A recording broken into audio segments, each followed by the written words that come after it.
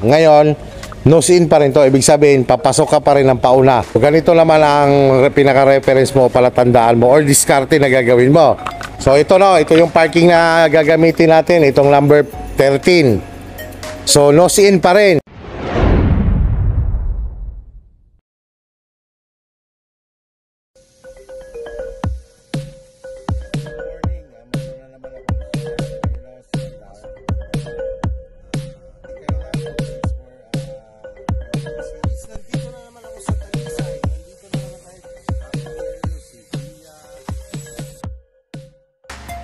Okay, Joe, ganito naman, nose in pa rin to. Hindi to katulad kanina. Yung kanina kasi, yung ganito ang space natin, tinapat lang natin yung side mirror natin dito, isang sagad sa kaliwa, diretso na siya. Ngayon, nose in pa rin to. Ibig sabihin, papasok ka pa rin ng pauna. Yung una pa rin to.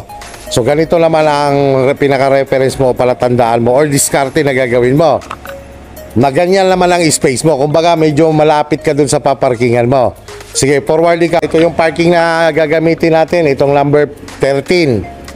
So, tinapat mo kasi yung side mirror mo dito. Hindi mo kayang ipasok ng isa yan. So, ang ganito gawin mo para hindi ka mahirapan.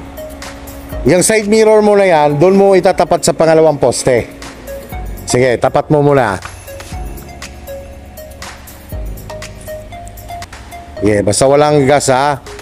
Sige, tapat mo. Sige, tapat mo dito sa side ng kabilang parking. Yan, op. Yan. Ngayon, sagad mo sa right ang manubela mo. Po-forward ka, John, po-forward ka.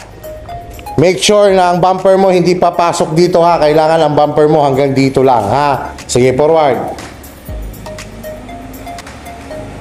Sige.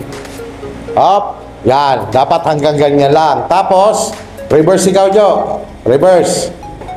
Sagad naman sa left ang iyong manubela. Yan. Kasi kaya siya dapat hindi siya pasok dito para pagpaling nito, hindi tatama doon. Sige, atras, tingin lang sa likod.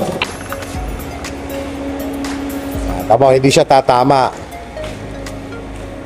Diba, haharap ka ngayon dyan sa paparadahan mo. Yan. Ganyan ang diskarte dyan pag ganyan kakipot. Okay, halimbawa, tatama ka lang sa likod. Stop na, pwede ka lang pumasok. Tanaw mo na yung paparkingan mo eh. Yan. Yan.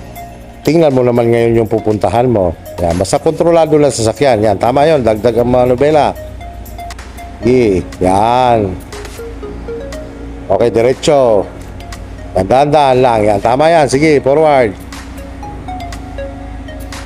Ilang, bitaw lang sa brake. Yan. Diretso, hop.